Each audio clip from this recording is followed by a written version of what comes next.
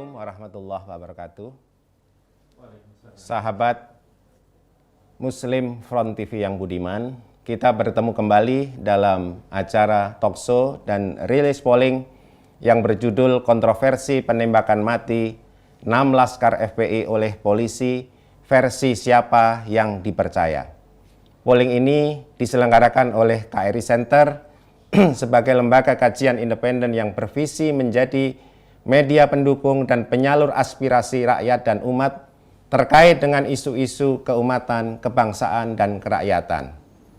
Seperti kita ketahui, pada tanggal 7 Desember 2020, kita semua dikagetkan dengan konferensi pers dari Kapolda Metro Jaya yang menyatakan adanya 6 anggota Laskar FPI yang tertembak mati oleh aparat Polri terkait dengan insiden yang terjadi di KM 50 Jalan Tol Cikampek. Saudara-saudara pemirsa sekalian yang saya hormati, kondisi pemberitaan yang muncul tak pelak lagi menciptakan adanya kontroversi. Kenapa muncul kontroversi? Karena berita yang muncul relatif tidak berimbang, karena lebih cenderung mengambil informasi dari salah satu sumber. Akhirnya kontroversi ini hingga hari ini masih muncul. Kontroversi yang muncul adalah karena adanya perbedaan yang sangat mencolok menyangkut informasi penyebab dan kondisi yang sebenarnya terkait dengan meninggalnya 6 laskar FPI. Pada satu sisi, Polri menyatakan bahwa anggotanya ditembak dan diserang oleh Laskar FPI dan akhirnya menembak mati 6 anggota Laskar FPI. Sementara pihak lain, dalam hal ini sumber FPI menyatakan bahwa sekelompok OTK yang akhirnya diketahui sebagai anggota Polri melakukan upaya-upaya gangguan, penghadangan, penguntitan, akhirnya tembakan yang akhirnya berujung pada penculikan hingga meninggalnya 6 korban Laskar FPI. Oleh karena itu, KRI Center berkepentingan untuk bisa mengcapture informasi yang lebih objektif dan independen dari perspektif publik masyarakat. Oleh karena itu, pada kesempatan kali ini kita akan mendiskusikan lebih lanjut menyangkut hasil polling yang berjudul kontroversi penembakan mati 6 Laskar FPI oleh polisi, versi siapa yang dipercaya. Pada kesempatan talkshow ini kami akan menghadirkan 2 narasumber. Yang pertama, Kolonel Purnawirawan Sugeng Waras. Beliau Purnawirawan Angkatan Darat yang banyak berbicara ataupun menulis tentang isu-isu pertahanan dan keamanan. Assalamualaikum Pak Kolonel. Waalaikumsalam. Terima kasih telah hadir. Terus pembicara kedua, Bapak Agus Wahid MA, Direktur Center of Public Policy Indonesia, peneliti dan penulis isu-isu sosial kemasyarakatan, isu publik, dan isu strategik kebangsaan. Sebelum kita melangkah lebih lanjut, kami akan menyampaikan paparan secara singkat berkaitan dengan hasil polling. Yang pertama adalah gambaran umum polling. Polling ini diselenggarakan pada tanggal 8 sampai dengan 10 Desember 2020 dengan menggunakan metode non-random probability, quota method, dan purposive sampling, dan melibatkan responden sejumlah 5.748 responden pada interval kepercayaan 95%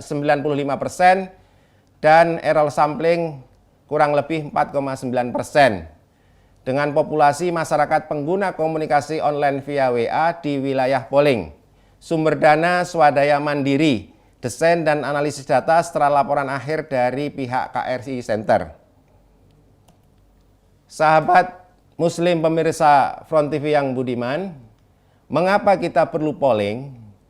Kita berkepentingan pada beberapa aspek terkait dengan bagaimana upaya kita untuk mendorong adanya kebebasan berpikir dan mengeluarkan pendapat atau perasaan serta kebebasan pers yang dijamin oleh Undang-Undang Dasar 45. Lalu yang kedua, polling ini juga dimasukkan sebagai bagian untuk mendorong minat, kepedulian, dan partisipasi rakyat terhadap soal-soal kebangsaan, sosial, kemasyarakatan, dan keagamaan. Lalu yang ketiga, menjadi bagian dari proses pendidikan politik bagi rakyat, agar rakyat memiliki sikap otonom dalam menyalurkan aspirasi politiknya. Untuk tujuan khusus dari polling ini, kita kepingin tahu kepercayaan, sikap, perilaku terhadap masyarakat terhadap isu yang muncul, yaitu kontroversi, versi informasi penembakan mati 6 laskar FPI oleh polisi. Apakah versi FPI atau versi Polri yang dianggap benar oleh publik? Dengan polling ini, kita akan mengetahui apa yang publik rasakan, apa yang publik pikirkan terkait dari isu kontroversi tersebut. Oleh karena itu, polling ini nantinya akan menggambarkan preferensi, intensitas terhadap pilihan pendapat, serta indikator kecenderungan pandangan publik terhadap isu kontroversi versi informasi penembakan mati 6 laskar FPI oleh polisi. Apakah versi FPI yang lebih dipercaya ataukah versi Polri yang lebih dipercaya? Selanjutnya saya sampaikan beberapa hasil polling secara singkat sebelum dibahas lebih lanjut oleh narasumber. Yang pertama adalah mayoritas masyarakat sudah mendengar adanya insiden ataupun kontroversi tertembak matinya 6 laskar FPI oleh Polri pada tanggal 7 Desember. Artinya memang antusiasme warga atau masyarakat atau publik secara keseluruhan terhadap isu ini sangat tinggi. Terus pertanyaan yang kedua menyangkut pandangan masyarakat, apakah tindakan petugas dalam konteks menembak mati 6 laskar FPI ini bisa dibenarkan atau tidak? Ternyata mayoritas mengatakan tidak setuju atau tidak dibenarkan polisi melakukan penembakan mati kepada 6 laskar FPI dalam insiden pada tanggal 7 Desember tersebut. Terus pertanyaan selanjutnya terkait dengan masalah wacana usulan pencopotan Kapolri, Kapolda, dan petugas Polri lain yang terkait dengan jatuhnya korban jiwa 6 orang tersebut. Dalam pengertian ketika diasumsikan penembakan tersebut mengandung unsur penembakan yang tidak sesuai dengan ketentuan perundang-undangan, unlawful ataupun extrajudiciary system, wacana atau usulan pencopotan Kapolri dan Kapolda itu ternyata mendapat respon positif. Artinya masyarakat ketika mengasumsikan penembakan tersebut ada masalah atau di luar koridor hukum, masyarakat setuju bahwa wacana usulan pencopotan tersebut diberlakukan. Terus yang berikutnya adalah pertanyaan terkait dengan simpang siurnya penyebab dan kondisi aktual dari insiden tersebut. Sumber versi berita mana yang dipercaya oleh publik? 88% responden menyatakan percaya pada sumber berita dari FPI, sementara yang percaya pada sumber berita Polri tidak sampai dari 3%. Yang lainnya ragu-ragu atau tidak berpendapat. Terus pertanyaan yang kelima, apa yang harus segera dilakukan ke depannya terkait untuk upaya mengungkap kebenaran insiden agar kita semua mampu mengungkap kebenaran yang lebih objektif, komprehensif, dan transparan. Mayoritas responden menyatakan perlu pembentukan tim pencari fakta secara independen. Sementara yang lain pembentukan pansus diserahkan kepada internal Polri maupun yang ragu-ragu itu sedikit di bawah 5%. Artinya secara mayoritas responden menginginkan pembentukan adanya tim pencari fakta secara independen. Terus pertanyaan yang terakhir adalah menyangkut persepsi masyarakat atas tindakan Polri secara umum dalam menjalankan tugas-tugasnya. Apakah sudah memperhatikan aspek penegakan HAM, hukum, dan keadilan sosial sesuai dengan Undang-Undang Nomor 2 Tahun 2002 tentang Kepolisian Republik Indonesia. Hasil dari polling menyatakan mayoritas 89% Polri belum menjalankan komitmen terhadap aspek penegakan HAM, hukum, dan keadilan. Sementara 6,8% menyatakan sudah menjalankan aspek tersebut. Oleh karena itu, pemirsa Front TV yang budiman, akan kita lanjutkan pendalaman lebih lanjut terkait dari hasil polling ini dengan narasumber yang telah kita hadirkan. Pertanyaan dari saya kepada Pak Agus Wahid ini, pendalaman lebih lanjut ya Pak ya. Jadi di situ disebutkan bahwa mayoritas responden tidak setuju dengan tindakan petugas Polri dalam menembak mati 6 laskar FPI dalam insiden pada tanggal 7 Desember tersebut. Menurut Pak Agus, bagaimana penjelasannya? Kenapa mayoritas responden tidak setuju dengan tindakan Polri tersebut? Assalamualaikum warahmatullahi wabarakatuh. Waalaikumsalam. Kepada sahabat Muslim yang budiman, Front TV yang kami cintai, pertama-tama sebelum saya menyampaikan analisis tentang peristiwa itu atau analisis pendapat masyarakat tentang tindakan aparatur kepolisian terhadap ke-6 laskar FPI ini, pertama saya sampaikan kepada Mas Irfan Reza selaku surveyor sebagai peneliti KRI Center.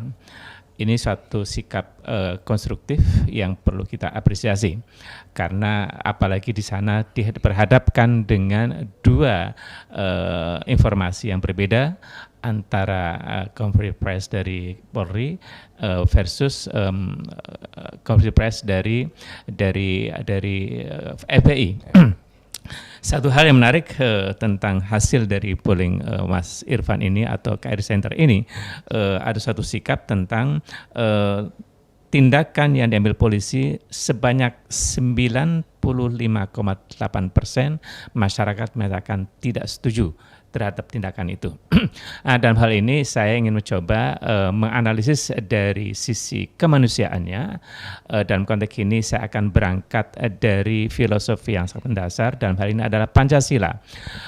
Kita tahu Pancasila menjadi dasar negara kita yang memang dirumuskan oleh para pendiri negara ini untuk kepentingan bangsa dan negara yang jauh lebih baik. Kita tahu bahwa penembakan tersebut jelas-jelas melanggar atau bertentangan dengan spiritualitas sila kedua, di mana dalam sila tersebut disebutkan kemanusiaan yang adil dan beradab, dan dalam konteks ini penembakan tersebut bisa terkategori tidak beradab. Nah, saya kira ini satu hal yang perlu kita sebawahi, apalagi tingkat ketidakberadabannya menurut catatan yang pernah saya baca atau pernah lihat dari dengar pendapat keluarga korban di DPR Komisi 3, di sana para saksi keluarga tersebut menggambarkan betapa ketidakmanusiaannya terhadap korban itu, dan saya kira ini perlu kita renungkan bersama. Kenapa penembakan itu terjadi sedemikian sadistiknya? Saya kira ini melampaui batas kemanusiaan. Nah, dalam konteks ini saya melihat bahwa implementasi tentang nilai-nilai Pancasila, khususnya sila kedua, benar-benar tidak diindahkan. Benar-benar spiritualitas pendiri Pancasila ini seperti dilecehkan akibat dari tindakan ketidakmanusiaan itu. Nah, saya kira ini satu hal yang perlu kita renungkan bersama. Siapapun selaku warga negara berhak dilindungi, dan itu amanat konstitusi pasal 28 D ayat 1 menggambarkan tentang bagaimana negara warga negara berhak mendapatkan perlindungan baik jiwa ataupun lainnya. Nah, dalam konteks ini pula saya melihat tindakan aparat keamanan dalam hal ini kepolisian terhadap keenam laskar FPI ini benar-benar tidak mencerminkan spiritualitas bagaimana menjaga atau mengamalkan pasal 28D ayat 1 itu, sekaligus menodai spiritualitas sila kedua dari Pancasila itu. Dan saya kira kita sangat menyesalkan tindakan itu, apalagi sejak pemerintahan dari periode pertama dan sekarang sering mengumandangkan bagaimana membumikan Pancasila. Ternyata secara implementatif, secara in practicum, ternyata spiritualitas itu benar-benar dikangkangi. Atau dengan kata lain, pembumian Pancasila hanya sekedar slogan, hanya sekedar verbal, tapi in practicum ternyata implementasinya relatif gagal. Nah, dalam konteks ini saya kira negara berkewajiban untuk mengingatkan, untuk meluruskan kembali, untuk menegakkan nilai-nilai Pancasila kepada siapapun, tidak hanya kepada rakyat kecil, tapi kepada penyelenggara negara, kepada seluruh komponen yang memang berkewajiban untuk menjalankan amanat negara ini. Maka nilai-nilai Pancasila tidak boleh lagi hanya dikatakan secara verbal. Bahwa Pancasila sebagai ideologi final, yes, tapi itu secara politik. Tapi pertanyaannya adalah bagaimana implementasinya secara ideologis. Nah, inilah yang barangkali perlu kita renungkan bersama, karena memang ada serentetan perjalanan yang menggambarkan tentang misimplementasi atau ketidaktepatan implementasi nilai-nilai Pancasila tersebut. Kalau bisa saya ringkas adalah bahwa tindakan petugas Polri ini sangat berlebihan ya. Dalam konteks spirit bahwa ada norma tindakan-tindakan dari aparat pemerintah seharusnya mengacu kepada konstitusi ataupun undang-undang yang terkait. Terus yang berikutnya ini terkait dengan jatuhnya korban jiwa ini mendapatkan respon yang beragam dari masyarakat. Salah satunya semacam wacana, usulan pencopotan Kapolri, Kapolda, dan petugas Polri lain yang terkait. Dari anggota DPR maupun tokoh-tokoh masyarakat lain mengusulkan seperti itu. Menurut Pak Agus Wahid bagaimana? Saya kira usulan itu relatif proporsional, karena memang berangkat dari satu kondisi yang berlebihan itu. Apalagi kemudian juga benar-benar menggambarkan penabrakan terhadap spiritualitas Pancasila, bahkan juga konstitusi kita, maka saya kira cukuplah proporsional. Masyarakat menghendaki siapa yang bertanggung jawab melakukan itu, maka dia juga harus bertanggung jawab pula untuk menerima risiko. Bahwa ada suatu sikap bahwa itu menjalankan amanat atau menjalankan perintah kepada siapa, tapi harus dilihat perintahnya seperti apa. Kalau katakanlah penangkapan, oke, untuk dalam rangka, untuk proses dan sebagainya, tapi sampai kepada penindakan penghilangan nyawa, ini saya kira satu persoalan tersendiri.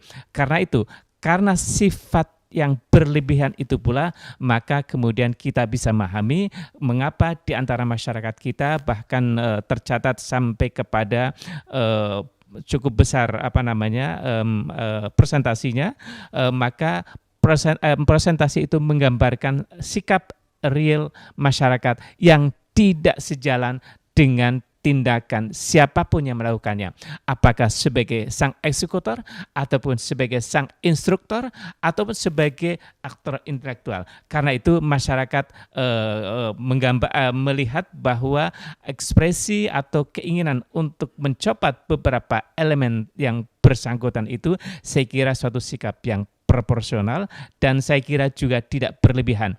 Saya kira hal ini landasannya adalah sekali lagi landasan pro kemanusiaan, sehingga siapapun yang menginjak-injak harga diri manusia maka dia memang layak mendapatkan hukuman tertentu.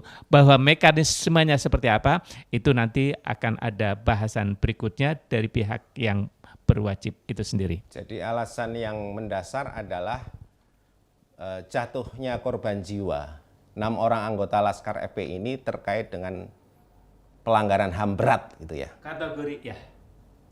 Jadi apa itu yang menjadi alasan mungkin adanya wacana usulan pencopotan Kapolri, Kapolda, dan petugas Polri lain yang terkait dengan insiden tersebut. Saya kira perlu tambahkan karena menyangkut dengan pelanggaran HAM yang kategori berat, saya kira sudah selayaknya bahwa satu, secara nasional Komnas HAM memang harus melakukan tindakan konkret, tapi kemudian ketika proses politik hukum yang ada di negeri ini yang kemudian tidak hopeful, yang tidak bisa diharapkan secara maksimal, maka saya kira tidaklah berlebihan pula kalau di antara masyarakat yang terkecewakan ini kemudian melangkah lebih jauh. Kemanakah?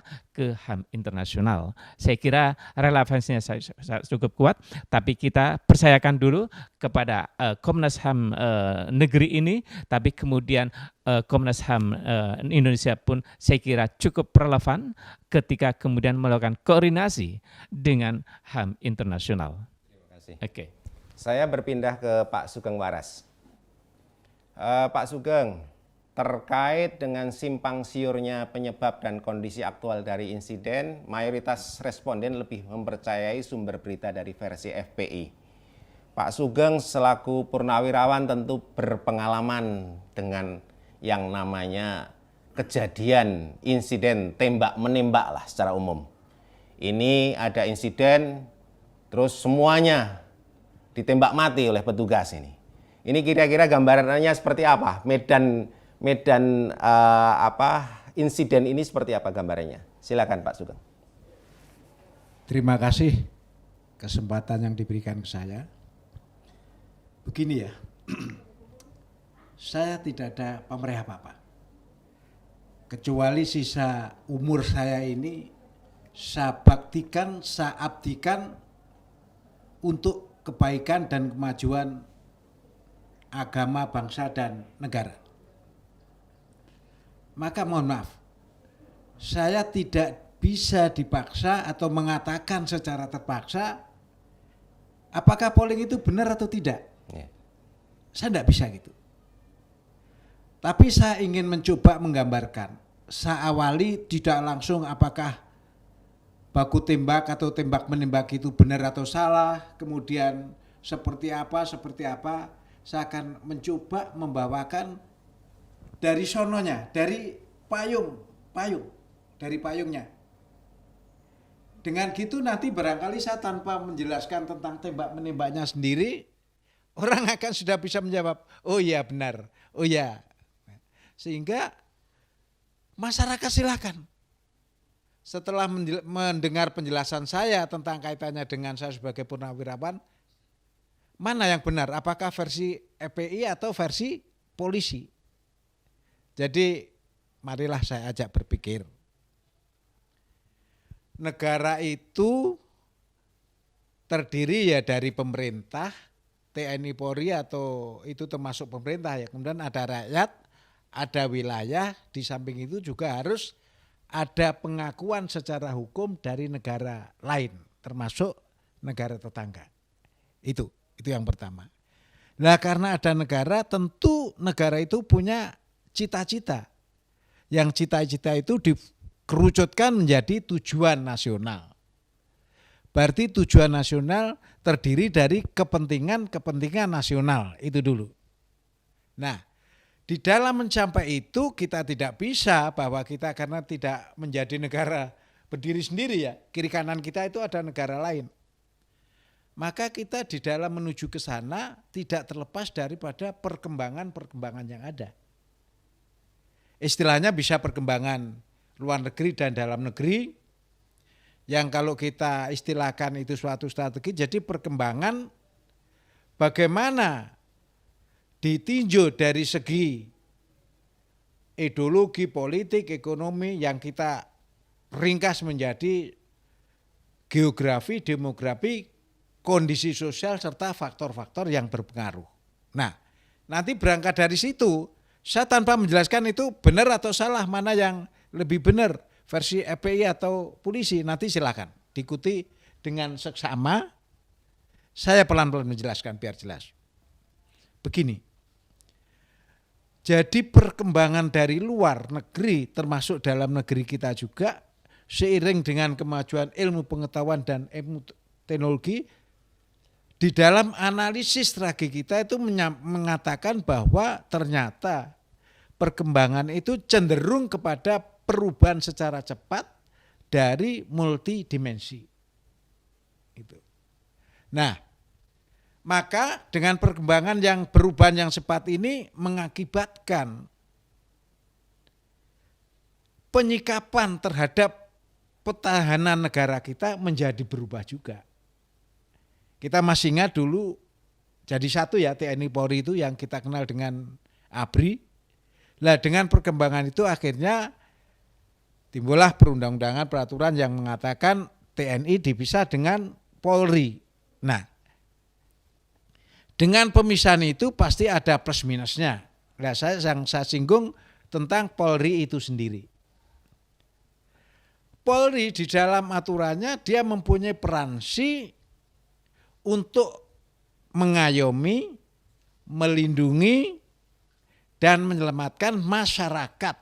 Di samping juga melaksanakan penegakan hukum. Ini berat bagi Polri. Bayangkan mengayomi, melindungi tapi campur dengan penegakan hukum. Nah, di samping itu lebih ngeri lagi ada namanya mengatasi pemberontakan bersenjata dalam negeri. Saya ulangi, pemberontakan dalam negeri. Tugas ini luar biasa. Tapi itulah undang-undang jadinya begitu. Tetapi apa akibatnya? Kita dari TNI juga sebenarnya ragu, mampu enggak ini polisi? Karena polisi itu disaranai yang seperti itu, orangnya, senjatanya. Seandainya ini pemberontak itu lebih keras, lebih banyak, lebih kuat daripada dia, loh, akibatnya apa? Jadi sekali lagi dalam undang-undang itu perlu kita tinjau lagi. Mampu enggak? Memang dalam pelaksana, dalam Undang-Undang nomor 34 tahun 2004 itu ada pemisahan masing-masing tapi ada tugas-tugas saling bantu. Nah, seandainya ini dicapai, itu memang betul, hanya pelaksana susah. Faktanya polisi kasarnya tidak pernah merasa berat. Kasarnya sudah enggak perlu dibantu, bisalah kita. Itu. Ini menurut versi polisi. Tetapi dengan adanya undang-undang itu akhirnya ya entah berapa orang lah, berapa kelompok diikutkan, yang penting ada TNI, ada polisi. Tapi sebenarnya itu ada aturannya yang bagaimana seharusnya. Dan itu bukan berdasarkan penentuan dari polisi, tapi yang menentukan itu negara. Negara, dalam hal ini presiden. Ya, dalam hal ini presiden. Jadi dalam sasaran seperti ini banyaknya polisi berapa, TNI berapa, itu harus ada keseimbangan. Maka kembali dalam saya menjawab pertanyaan ini, mana yang lebih bagus, apakah versi FPI atau versi polisi? Itu saya tengarai ada 3 kacamata. Yang pertama harus seimbang kita menilai itu. Yang kedua juga harus integral. Dan yang ketiga solusinya harus kena, itu satu sisi. Tapi sisi lain dalam penilaian kita apakah ini Polri benar enggak dalam tembak penembakan itu, kita lihat yang pertama ya. Yang pertama dari objektivitasnya. Jadi kita nilai harus betul-betul objektivitas. Kemudian dengan peransinya, apakah peranan dan fungsi Polri itu sendiri. Dan yang terakhir tentang transparansi. Nah kalau 3 hal ini kita pegang, jadi kita nggak asal ngomong karena ada profesionalisme, kemudian ada objektivitas, ada transparansi, jadi ini sudah nggak bisa ditutup-tutupi lagi. Gitu. Itu yang kita berkaitan dengan nanti arah ini. Nah kemudian dengan adanya beberapa pendapat dari beberapa elemen, dari beberapa kelompok yang berbeda-beda, saya hanya menceritakan. Ya ini mohon maaf, seumur saya yang 70 tahun sekarang ini, kalau di teman saya yang orang nggak banyak kenal saya ya, tapi kalau Pak SBY jelas kenal, karena pernah jadi kepala negara, itu angkatan saya. Jadi seangkatan saya Pak SBY itu atau 5 tahun lebih di atasnya atau 10 tahun di bawahnya, setidak-tidaknya merasakan namanya kontak tembak atau tembak-tembakan itu antara kita dengan musuh. Nah saya berangkat dari situ sehingga saya akan menganalisa bagaimana kira-kira gambaran versi polisi terjadi tembak-menembak. Ya, saya ada 3 hal yang saya tinjau. Yang pertama medan, musuh, dan situasi itu sendiri. Sekarang kita lihat. Bicara medan ya. Medan itu daerah maksudnya. Kebetulan kilometer 50 saya pernah di situ. Secara nggak sengaja saya bawa mobil dari Jakarta ke Bandung. Ban saya meletus. Persis kilometer 50. Nah sambil nunggu ban saya dikerjain sama tukang tambal ban, saya melihat-lihat situasi di situ. Oke, jadi situasinya sudah saya pegang, situasi medan sekitar. Terus yang kedua, kita tinjau dari profesionalisme atau tugas-tugas polisi. Kalau polisi dalam itu menyampaikan dalam rangka penyidikan atau penyelidikan katakan ya, atau kalau kita dengar dengan bahasa surveillance, lah itu ada aturannya kan, ada protapnya, ada shopnya. Sebenarnya dibolehkan seperti apa penguntitan itu? Apakah harus kontak tembak? Atau harus mepet terus? Apa cukup dari jauh? Lah itu sangat dinamis. Nah sekarang begitu bicara kontak tembak, kita lihat dari versi sumber-sumber lain tentang sebelum terjadi peristiwa itu. Di mana iring-iringan ini yang terdiri dari 8 kendaraan itu, 4 kendaraan ini. Nah itu mesti kita harus melihat mana yang bisa kita percaya. Nah ini banyak orang yang nggak paham bahwa itu merupakan narasi pembenaran. Ujung-ujungnya sebenarnya menuju kepada keadilan hukum. Maksudnya apa? Masing-masing pihak mencari narasi yang menurut dia benar. Nanti disusul pihak lain ganti menyalahkan pembenaran itu. Susul lagi terus begitu. Nah, kalau ukurannya masing-masing ya tidak ada yang salah, semuanya benar, ya kan? Maka di samping tadi disampaikan tentang hasil polling, saya melihat dari segi cuaca medan tadi. Dari segi medan yang terbuka seperti itu, di dekatnya di situ ada rest area yang kecil ya, bukan rest area seperti kilometer 57 itu kan gede kan. Ini enggak, hanya rest area warung-warung kecil, hanya beberapa buah warung itu aja. Kemudian tidak jauh dari situ aja juga ada perkampungan penduduk. Nah dari informasi warpi yang A1 lah istilahnya kita percaya, jadi memang sudah ada tanda-tanda sebelumnya. Jadi pada jam-jam sebelumnya polisi memang sudah yang di situ. Katakanlah sebagai tim yang apa ya, kalau di kanan gadang bisa atau menjemput bisa, tapi sudah ada di situ. Yang intinya ada di situ.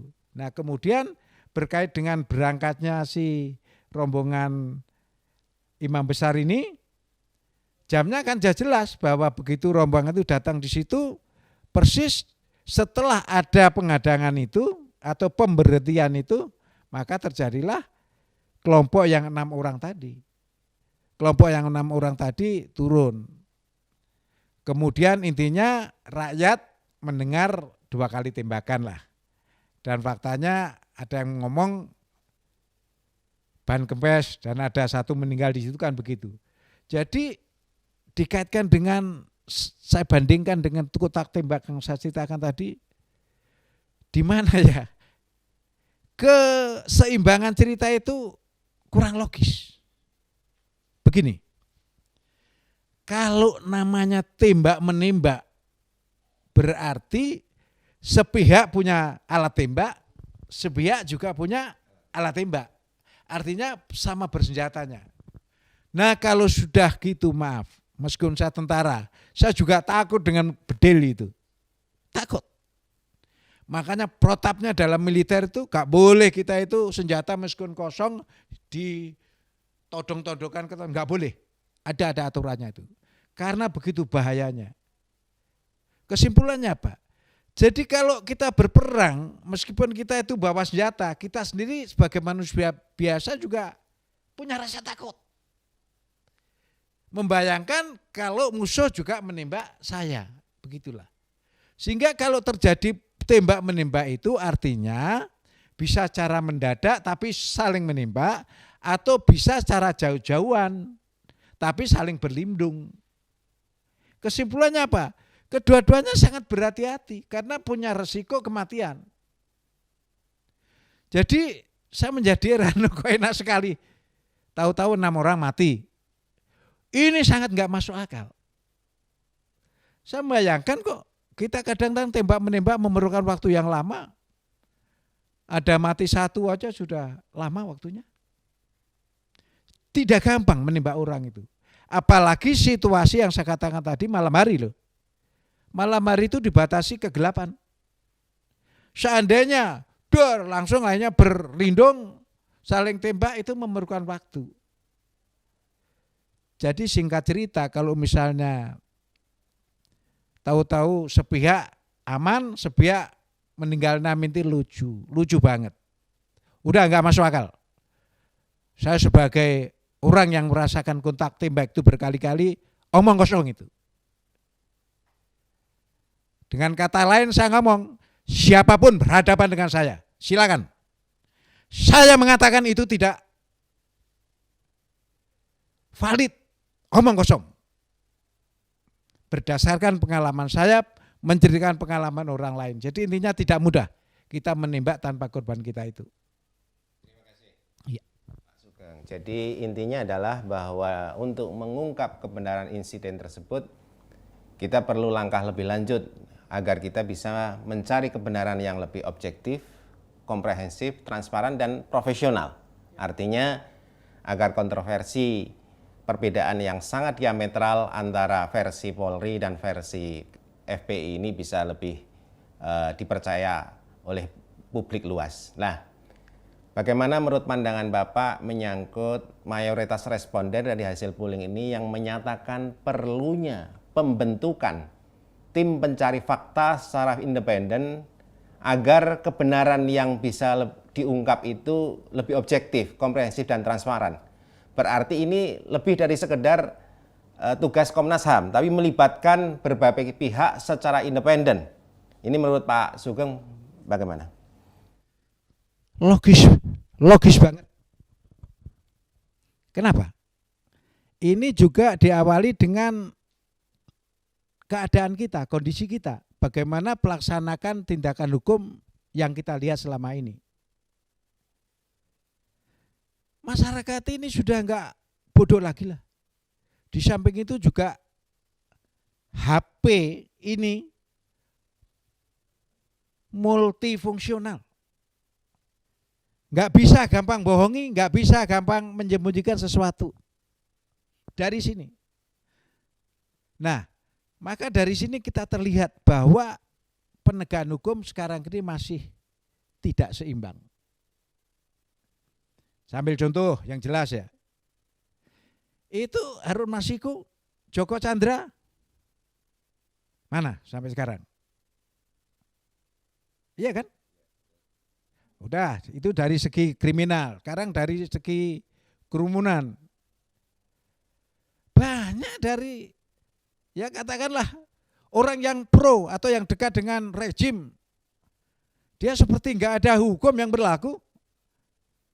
Kemarin waktu pilkada kita lihat itu anaknya Pak Jokowi, ya kita maklum ya terpilih. Entah pun gimana caranya, yang jelas kita terpilih, berarti kan mendapat suara terbanyak. Nah, tapi kan akhirnya sama kan. Itu secara manusiawi meluangkan kesenangannya, hiburannya untuk bersenang-senang. Enggak pakai masker, gerombolan begitu. Mana ada teguran? Enggak ada. Bandingkan dengan si Habib Rizik. Coba saya mulai ya.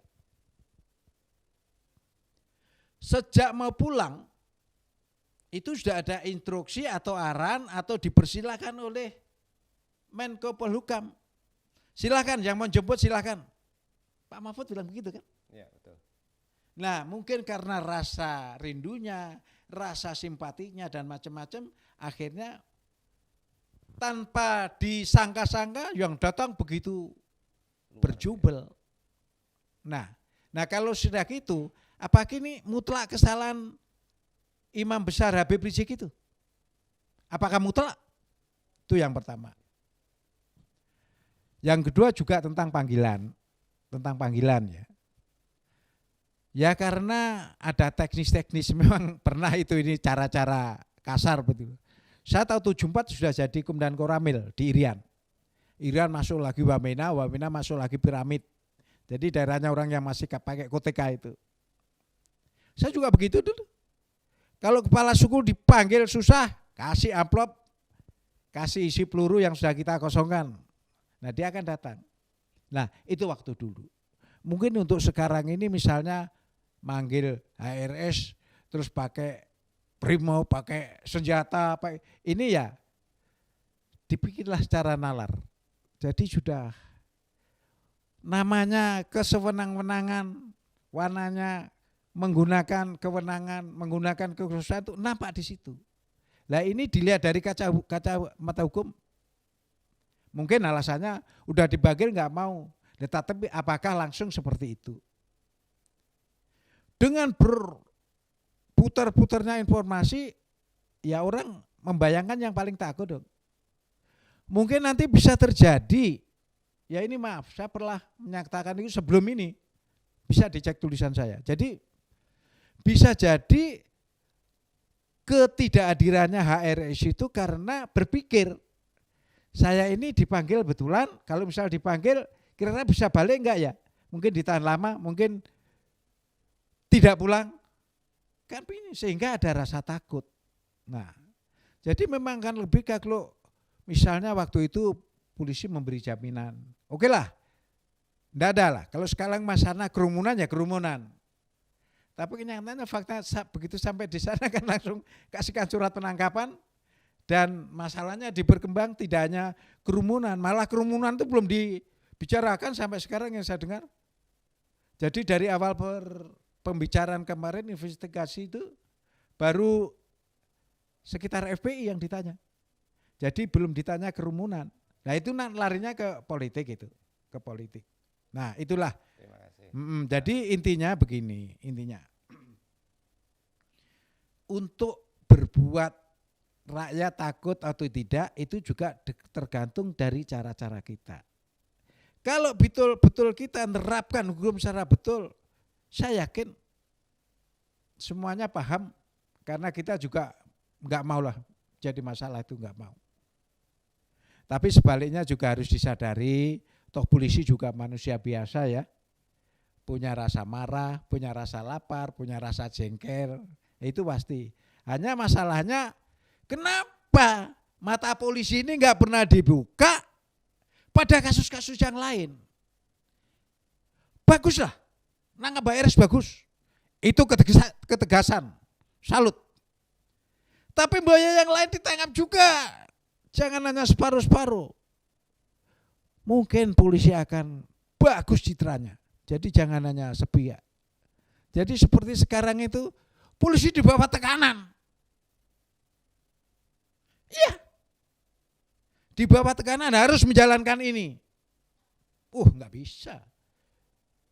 Jangan melihat pejabatnya, lihat fungsinya. Kepolisian adalah lembaga yang sangat mulia, lembaga yang sangat strategis, yang harus kita muliakan, yang harus kita segani, yang harus kita banggakan, yang harus kita cintai. Jadi jangan enteng anggap polisi. Tidak ada polisi, negara itu kacau. Tetapi harus dibawa orang yang betul-betul bisa membawa yang saya katakan tadi. Jangan asal punya kewenangan akhirnya abuse of power. Ya itulah. Ini rakyat merasakan. Enggak usahlah kita malu-malu, enggak usah kita tutupi. Rakyat merasakan itu. Dan paling peka kalau misalnya tanpa dikasih tahu, polisi juga merasa sendiri. Gitu loh. Terima kasih Pak Sugeng Waras. Kembali ke Pak Agus Wahid. Jadi masih hal yang sama. Jadi dalam rangka mengungkap kebenaran yang lebih objektif, komprehensif dan transparan terkait dengan kontroversi penembakan mati 16 Laskar FPI oleh Polri ini, ternyata mayoritas responden menyatakan perlunya pembentukan tim pencari fakta secara independen. Menurut analisis Pak Agus gimana? Ya, saya kira persentase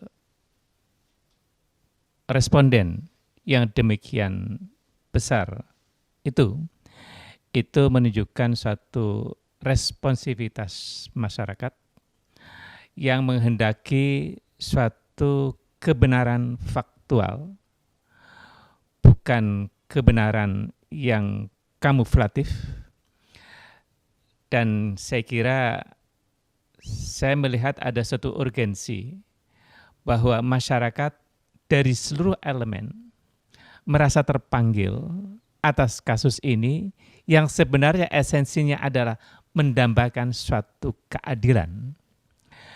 Di sana ada problem, ada tragedi, tapi kemudian ketika diungkap persoalannya, lalu persoalan seperti apa? Titik akhirnya, ketika kemudian ada suatu langkah, saya membaca kemarin bahwa persoalan penembakan kemarin itu akan ditangani atau dihandle oleh Bariskrim. Saya kira langkah yang relatif belum maksimal. Karena tadi apa yang disampaikan Pak Sugeng Waras tadi, ada sebenarnya esensi distrust dari masyarakat terhadap processing penegakan hukum. Nah, karena itu sungguhlah proporsional ketika masyarakat menghendaki keterlibatan berbagai elemen. Di sana ada elemen Komnas HAM jelas, ada elemen-elemen yang lain dan sebagainya. Dan saya kira ini sekali lagi suatu keinginan kuat ingin menunjukkan suatu keadilan di mata Indonesia ini. Dan bicara tentang keadilan ini juga sangat esensial, seperti yang disampaikan bahwa di sila kedua pun sudah bicara tentang kemanusiaan yang adil dan beradab. Nah, adil sebenarnya merupakan tahapan awal. Manusia menghendaki suatu keadilan, tapi ketika keadilan tercabik-cabik, maka muncullah sebuah reaksi, beragam reaksi, dan kita tahu bahwa ketidakadilan yang semakin menguat, yang semakin akut ini justru menimbulkan problem persatuan. Padahal sila ketiga bicara bagaimana idealitasnya tentang persatuan. Persatuan menjadi modalitas tentang pembangunan negeri ini, bangsa ini menjadi kuat dan sebagainya. Tapi ketika bicara keadilan dirobek-robek atau disempoyokan katakanlah, maka ini menjadi problem besar. Nah, karena itu ketika tadi bicara tentang keinginan masyarakat tentang pencari fakta dan kemudian timbullah suatu tim independen, saya kira ini sungguh proporsional. Satu hal Mas Irfan, bahwa ketika bicara tragedi ini, saya melihat banyak catatan bahwa yang empati terhadap upaya ini bukan hanya Muslim, bukan hanya FPI, bukan hanya yang pro atau cinta Habib, tapi yang lain juga sangat menghendaki itu, Mas. Saya kemarin baca tentang beberapa yang menghendaki komite independen ini, diantaranya saya catat Setara Institut. Saya melihat bahwa beliau komite tentang kemanusiaan, bahwa beliau selama ini sesungguhnya tidak sejalan dengan langkah-langkah Habib, tapi ketika bicara kemanusiaan, beliau tampil menyatakan I have to do for Habib. Dalam konteks ini adalah penegakan hukum tadi. Saya melihat kemarin juga ada dari komunitas Dayak atau masyarakat Kalimantan, mereka menyatakan saya selama ini berseberangan dengan Pak Habib. Tapi ketika bicara kemanusiaan, kami merasakan ada hal yang terluka mendalam.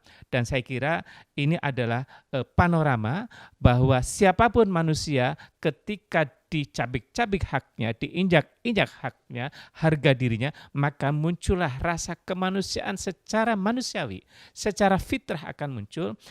Karena itu mereka memunculkan ekspresi tentang perasaan kemanusiaan tadi, perasaan yang sama bahwa harga diri manusia ini harus diangkat kembali dengan langkah apa? Langkahnya adalah penegakan hukum. Nah, dalam konteks inilah maka tim independen menjadi urgensi yang kuat dalam rangka menunjukkan suatu karya yang kredibel terhadap pencarian fakta ini. Saya kira ini yang perlu kita respon bersama tanpa bermaksud melecehkan atau tidak percaya kepada lembaga tertentu katakanlah Polri, tapi inilah realitas. Inilah realitas yang perlu kita hargai bersama, bahwa di sana ada problem distrust, sehingga kemudian bagaimana mewujudkan trust tadi, maka berilah kesempatan tim pencari fakta, dan ini saya kira solusi yang bijak. Sekali lagi, dengan keberagaman elemen yang terlibat di tim pencari fakta, maka potensi validitasnya cukup kuat. Mungkin gitu, Mas. Terima kasih Pak Agus. Saya kembali ke Pak Sugeng Waras. Mayoritas responden masih menyatakan bahwa Polri belum menjalankan fungsi kepolisiannya dengan memperhatikan 3 hal yang mendasar. Dalam hal ini adalah 1, penegakan HAM, 2, penegakan hukum, dan 3, penegakan keadilan. Sesuai dengan Undang-Undang Nomor 2 Tahun 2002 tentang Kepolisian Negara Republik Indonesia, dan juga moto polisi yang promoter, profesional, modern, terpercaya, ternyata diuji dengan adanya insiden tanggal 7 Desember 2020 ini. Bagaimana menurut pandangan Pak Sugeng menyangkut eksistensi fungsi kepolisian sekarang ini dan dinamika tantangannya, khususnya terkait dengan kejadian yang baru saja terjadi ini? Terima kasih Mas Irfan. Saya juga menyinggung, tertarik tadi disampaikan oleh Pak Agus tentang kemanusiaan. Ya. Jadi begini, ini menarik kalau kita bicara polisi. Memang polisi itu mulai hal yang untuk ketertiban sampai pelanggaran itu urusannya polisi. Jadi kita salut, kita betul-betul tugas pokoknya itu berat. Begini ya, kita bicara hukum pasti terkait bicara HAM. Hukum diciptakan untuk mengatur. Kemudian setelah diatur maka di situ ada suatu yang mengikat. Iya kan? Diatur supaya orang mematuhi perintah dan menghindari larangan. Nah itu mengikat. Kemudian juga ada hal yang memaksa. Kalau itu dilanggar, dua-duanya itu, maka akan diberikan hukuman. Itu yang sifat memaksa. Jadi di situ hukum itu mengatur, kemudian ada memaksa dan mengikat, dan ada yang memaksa. Nah, sedangkan HAM itu sendiri, HAM itu sebenarnya aslinya ya bicara ya tentang manusia. Jadi kita janganlah menilai HAM itu pasti seperti apa. Yang sebenarnya Bapak HAM itu sifatnya tidak akan mempengaruhi, tidak akan membohongi, dan tidak akan mempunyai tujuan tertentu kecuali memang ya prinsip-prinsip tentang kemanusiaan. Hak asasi manusia itu apa? Wajarnya apa? Seperti apa? Maka dengan itu menjawab dari pertanyaan Mas Irfan tadi. Jadi memang begitu dikaitkan hukum, HAM dan keadilan, ya saya nggak banyak cerita lah, tapi fakta saja ya, fakta. Sebenarnya antara kebenaran dan keadilan itu juga susah. Orang dibuat seadil-adilnya belum tentu dianggap benar, orang dibuat sebenar-benarnya belum tentu dianggap adil. Jadi lucu kan? Dibuat benar belum tentu dirasa adil, dibuat adil belum tentu dirasa benar. Oleh karena itu dibuatlah hukum-hukum yang seperti ini. Sehingga secara norma ada ukuran atau tolak ukur bagaimana yang benar dan bagaimana yang adil. Nah, kemudian dikaitkan dengan independennya jelas. Nggak usah kita bicara independen, sebenarnya HAM itu sendiri sudah independen. Tidak akan dicampuri masalah-masalah politik, tidak akan dicampuri masalah-masalah lain. Apalagi kalau dikasih embel-embel yang independen itu lebih kuat. Dan saya rasa begitu karena melihat kondisi penegakan hukum memang belum bagus, ya perlu ditangani yang itu. Nah sekarang dikaitkan ini, kita juga nggak boleh gegabah. Kalau di istilah militer itu ada namanya tingkatan strategi, turun ke operasional, turun ke taktis dan teknis. Jadi secara operasional, ya mungkin sekarang penguasa terutama polisi itu menang-menang terus. Apapun yang dilakukan benar, jadi menang lah. Itu secara taktis operasional. Tapi secara strategi sebenarnya dia kalah. Ya, bedakan. Jadi strategi itu terdiri dari operasional. Kemenangan di operasional bisa menerima kekalahan di tingkat strategi. Polisi memang dengan narasinya, dengan kelebihannya, apalagi namanya ada diskresi polisi, wah itu luar biasa. Carilah pasal apa saja, akhirnya dia tetap menang.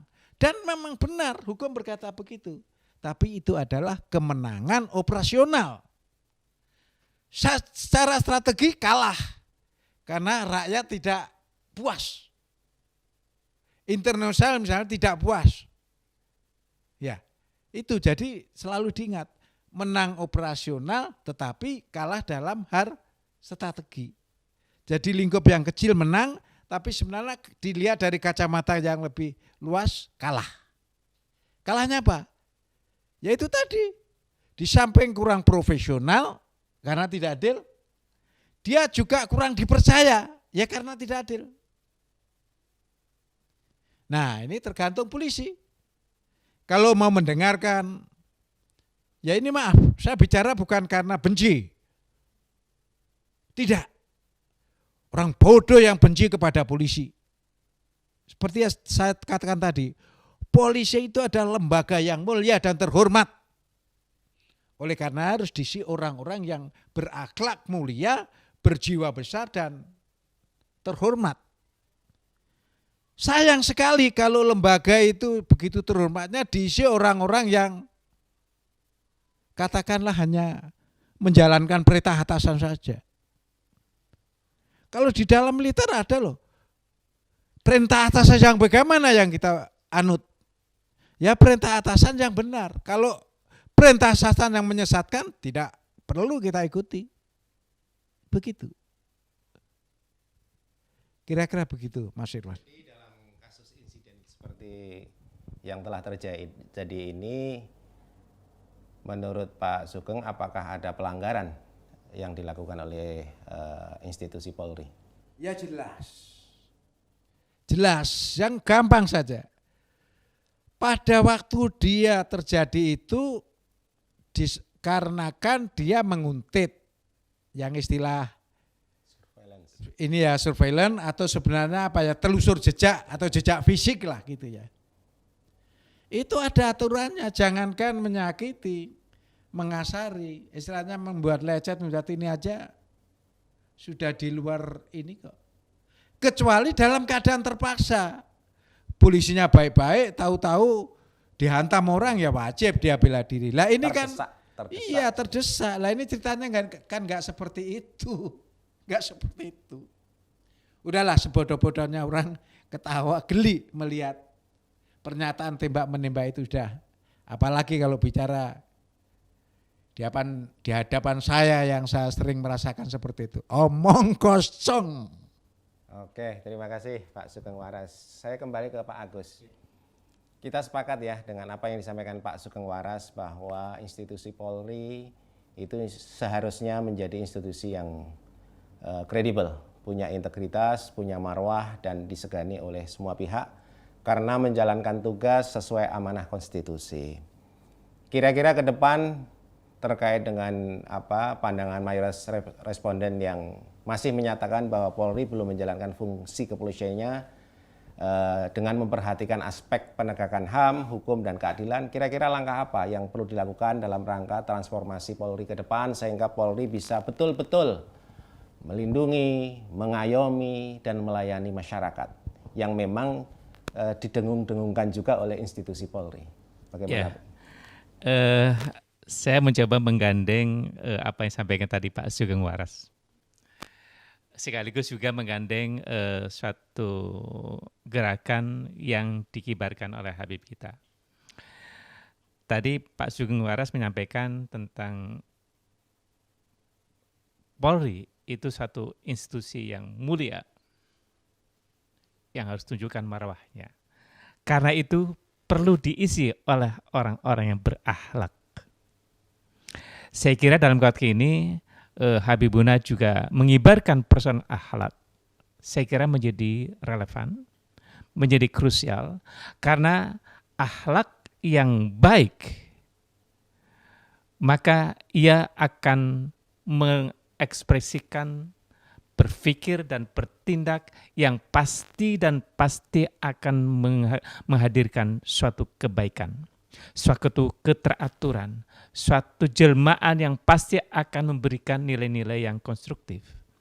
Nah, tapi sebaliknya ketika akhlaknya itu yang mazmumah, akhlak yang tidak baik, maka akan terjadilah suatu tindakan-tindakan yang berlawanan dengan, dalam konteks ini dengan kebayangkaraannya, yang benar-benar melecehkan harga diri manusia, yang kemudian juga melukai atau menodai kemuliaan lembaga itu sendiri.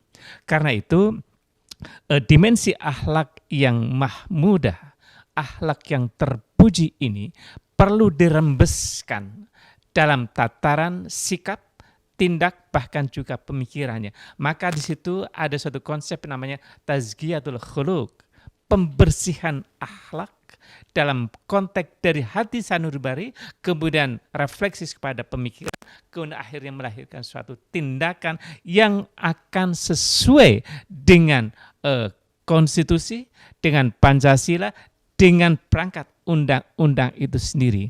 Saya kira ini menjadi fondasi gitu Mas. Nah tentu ada tahapan-tahapan ketika bicara profesionalisme dan sebagainya, itu adalah binaan-binaan yang sifatnya teknikal, tapi ada ruh yang mendalam, yaitu tentang akhlak itu. Sekali lagi, bahwa akhlak adalah suatu platform yang mendasar. Kalau kita kaitkan dengan kehadiran Rasulullah masa yang lalu, beliau disampaikan bahwa aku diutus ke muka bumi ini untuk memperbaiki akhlak. Maka itu adalah hal yang sangat mendasar. Dan revolusi akhlak yang disampaikan atau dikumandang oleh Rasulullah menjadikan manusia menjadi beradab, masyarakat jahiliyah Arab saat itu menjadi terangkat, dan akhirnya kepada itu bukan hanya masyarakat jahiliyah saja, tapi kemudian seluruh umat manusia. Nah, dalam konteks Indonesia saya kira apa yang diserukan Habibuna tentang akhlak tadi menjadi sangatlah relevan, bukan hanya kepada satu institusi yang sekarang menjadi sorotannya adalah Polri, bukan hanya itu, tapi seluruhnya gitu Mas. Nah, saya kira tadi apa yang sampaikan Pak Sugeng tadi adalah bagaimana institusi Polri ini diisi oleh orang-orang yang berakhlak, maka saya yakin Polri ke depan ketika diisi oleh orang-orang yang berakhlak tadi pasti akan muncul komitmen kemanusiaan yang luar biasa yang sejalan dengan rel-rel hukum dan konstitusi, dan itu pasti gitu Mas, tidak bisa kita ragukan. Tapi kemudian ketika akhlaknya yang mazmumah, yang rusak itu, maka dia akan selamanya sejalan dengan para sponsor, para pihak yang menghendaki kooptasi yang macam-macam, yang akhirnya apa? Negeri ini akan dikacau balaukan, akan diinjak-injak, dan akhirnya akan, mohon maaf, semoga tidak sampai terjadi, maka kata-kata akan terjadi, walaupun itu secara model baru. Nah, sekali lagi, Polri masa depan harus tampil sebagai lembaga yang kembali kepada marwahnya, yang kembali kepada landasan hukum idealitas tentang kepolisian tadi, tapi juga harus sejalan dengan konstitusi dan undang-undang dasar dasar negara kita. Tapi sekali lagi, akhlak adalah hal yang sangat fundamental. Terima kasih Pak Agus. Sahabat Muslim, pemirsa Front TV yang budiman, sebelum kita rangkum hasil talkshow pada kesempatan kali ini, saya persilahkan masing-masing narsum untuk menyampaikan simpulan terkait dengan talkshow kita berkaitan dengan kontroversi penembakan Laskar FPI yang dilakukan oleh polisi. Silakan Pak Sugeng Waras dulu. 1-2 menit Pak. Terima kasih. Jadi kesimpulannya begini. Yang pertama, polisi harus menyadari, harus jujur bahwa tugas-tugas polisi yang kita rasakan saat ini belum optimal, bahkan mengecewakan. Bukan hanya belum optimal, bahkan mengecewakan. Apanya yang kecewa? Yang pertama tentang ketidakadilan. Yang kedua tentang ketidaktransparan. Oleh karenanya kita berharap polisi kembali sesuaikan dengan mutunya. Ada 3. Yang pertama profesional, yang kedua objektif, yang ketiga transparan. Kalau soal modern dan lainnya itu bumbu-bumbu lah ya.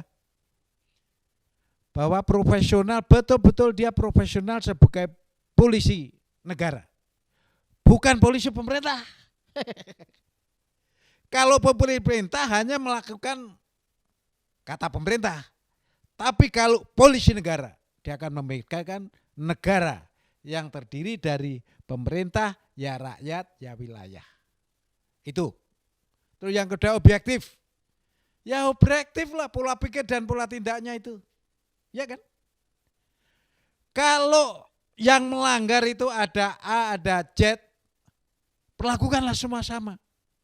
Jangan kembali karena ketidakprofesionalismenya. Dia hanya cenderung melakukan apa yang katakan pemerintah. Tidak memperhatikan keluhan rakyat. Ya akhirnya dia menjadi tidak objektif. Pihak yang dianggap tidak pro pemerintah ditangani serius. Bagi yang pro, sorry, jelek sekali itu. Saya bukan karena dari tentara, tapi saya sebagai rakyat memohon dengan hormat. Tinggalkan cara-cara itu. Percayalah, memang pahit saya ngomong. Tapi demi marwah, demi polisi yang saya cintai. Saya kepengen polisi saya profesional, objektif dan transparan. Semoga ke depan akan dibawa oleh orang-orang yang bisa membawa ke arah ini. Terima kasih. Terima kasih. Selanjutnya dari Pak Agus. Ya, peristiwa 7 Desember yang lalu sudah terjadi. Dan dalam perspektif keagamaan itu sudah merupakan takdirnya bagi 6 Laskar FPI insya Allah syuhada. Beliau-beliau itu insya Allah sedang senyum.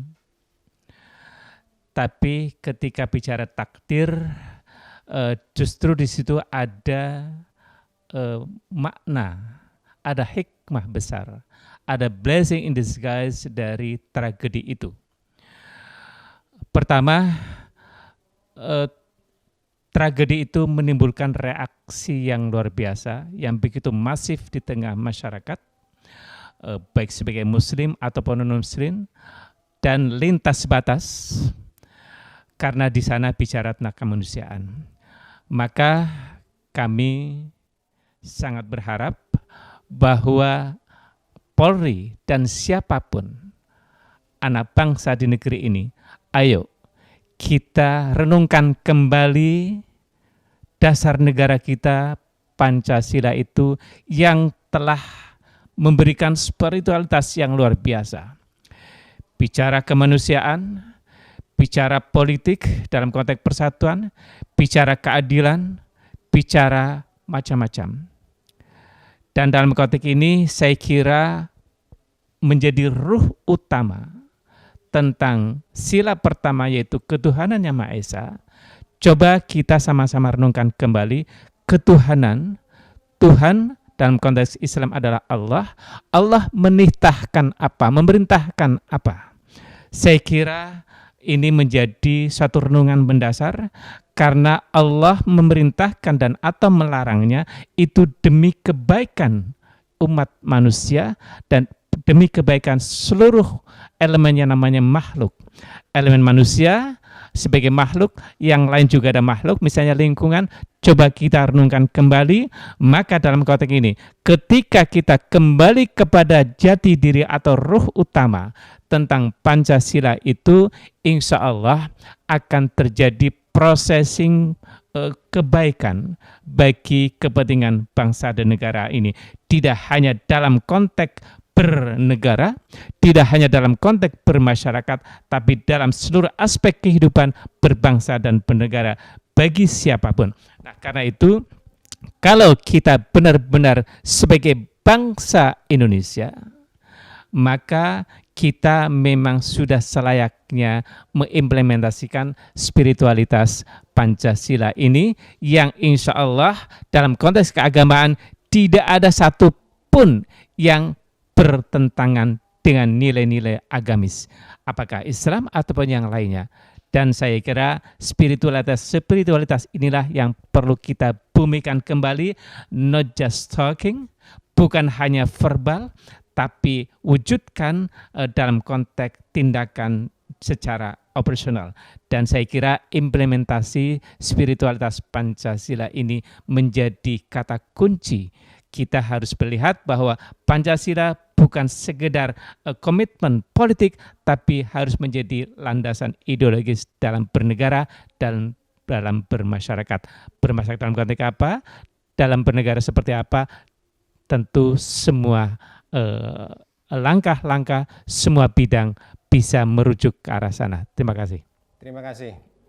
Sahabat Muslim, pemirsa Front TV yang budiman, saatnya kita pada penghujung acara talkshow ini.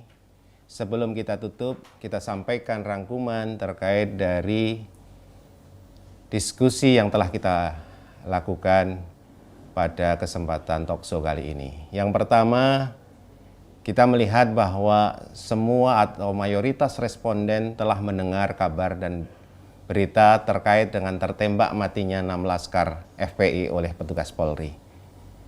Jadi boleh dikatakan bahwa insiden ataupun tragedi ini betul-betul direspon oleh publik. Selanjutnya, mayoritas responden dari hasil polling dan juga dari diskusi di sini tidak setuju dengan tindakan petugas Polri menembak mati 6 laskar FPI dalam insiden tersebut.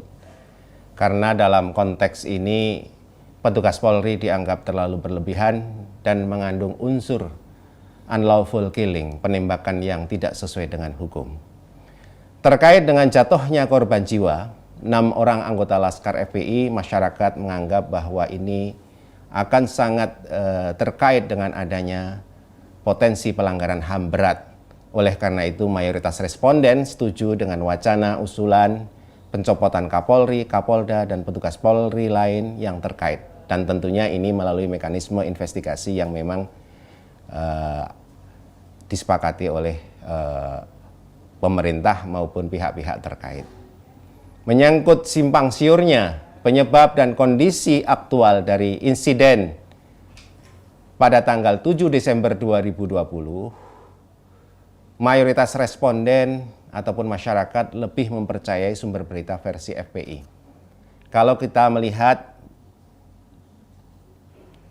jejak digital yang ada, ternyata memang sebelum adanya konferensi pers, pihak FPI sudah menyampaikan kepada publik tentang hilangnya 6 anggota Laskar FPI dalam perjalanan mengawal Imam Besar Habib Rizik Syihab. Terus selanjutnya disampaikan kronologi secara detail. Tentunya kondisi seperti ini akan memberikan sebuah persepsi kepada publik bahwa FPI sejak awal menyampaikan informasi secara lebih terpercaya.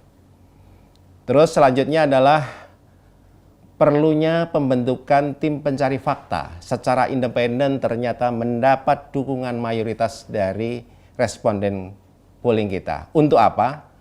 Agar upaya mengungkap kebenaran terjadinya insiden ini bisa dilakukan lebih objektif, komprehensif, transparan, dan mengurangi adanya kondisi-kondisi kontroversi yang semakin diametral di dalam masyarakat. Terus yang terakhir, responden masih menyatakan bahwa kepolisian masih perlu memperhatikan aspek penegakan HAM, hukum, dan keadilan sesuai Undang-Undang Nomor 2 Tahun 2002 tentang Kepolisian Negara Republik Indonesia. Kita masih mengakui bahwa kita semua warga Indonesia menyayangi Polri.